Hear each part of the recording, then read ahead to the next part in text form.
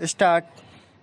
पंडित ईश्वरचंद विद्यासागर ने जब होश संभाला तब उन्होंने घर में घोर निर्धनता का राज देखा। ना खाने को रोटी, ना पहनने को वस्त्र, तब रहने के लिए मकान का प्रश्न ही नहीं उठता। उनके पिता ठाकुरदास 2 रुपया मासिक पर नौकरी करते थे। घर की स्थिति जरा भी इस योग्य न थी कि माता पिता विद्यासागर को पढ़ाते, किंतु वे उसकी लगन देखकर थोड़ा बहुत पढ़ाने के लिए विवश ही हो गए।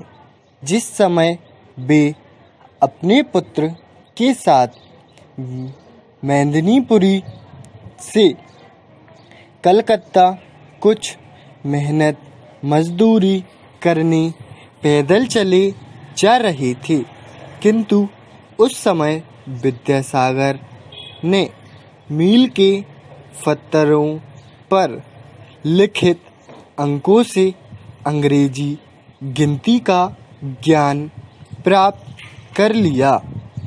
ग्राम पाठशाला से शिक्षा प्रारंभ करके ईश्वरचंद ने 17 वर्ष की आयु में पहुँचते पहुँचते अंग्रेजी की योग्यता तथा संस्कृत का पांडित्य प्राप्त कर लिया।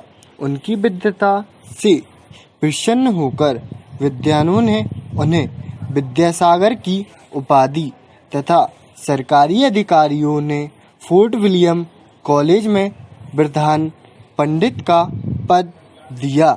घोर निर्धनता के बीच पढ़ लिख कर विद्यासागर ने उपार्जन के क्षेत्र में पदार्पण किया।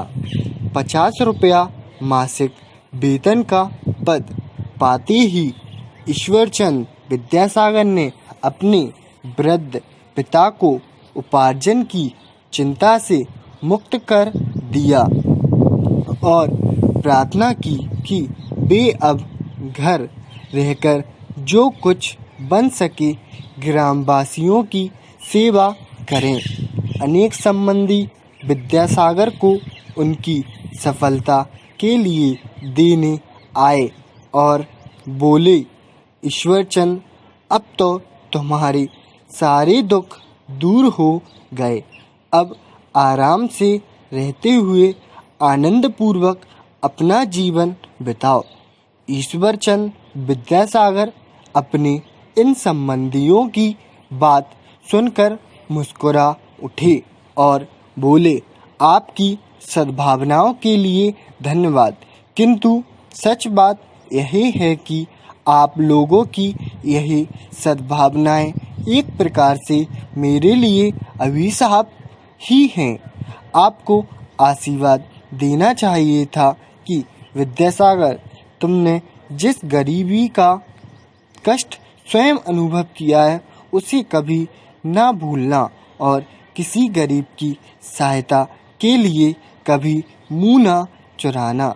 दूसरों की सेवा सहायता करने की मेरी हार्दिक इच्छा ने मुझे अधिकाधिक परिश्रम करने के लिए प्रेरणा देकर पथ प्रदर्शक का काम किया।